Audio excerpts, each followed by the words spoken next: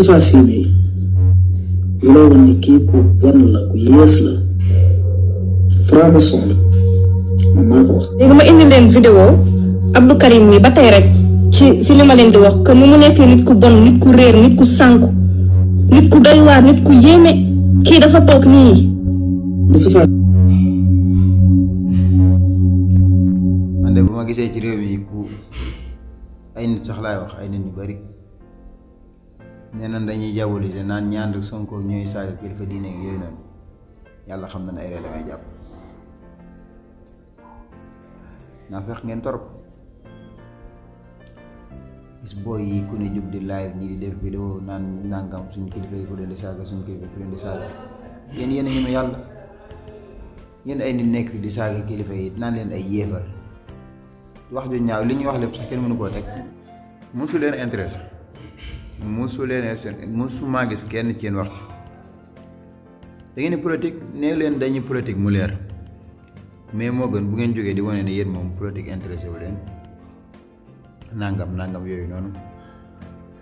ba pare di jéem a diaboliser nit ñi naan leen gone yaan rek Sonko yàq gone yi dañuy saa kilifa yi nangam boo xoolee dëkk kilifa yi ay gone yu ndaw a ngi fii jógee ci réew mi génn dem jàngi ñëw ñoom gis na ñoom liñ nekkoon ñoom réer la léegi ñoom ñoo nekk ci dëgg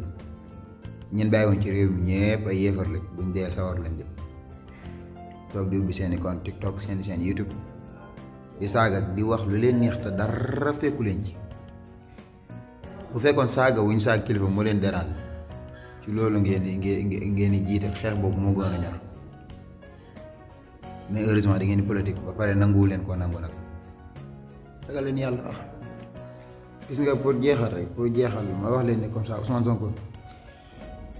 gone yi ko topp nekkuñu ay malien nekkuñu ay mauritanien nekkuñu ay français nekkuñu ay espagnol ay sénégalais lañ te ay murit lañ ñii nekk tijaan ñii nekk xaadar ñii nekk layeen comme sénégalais yëpp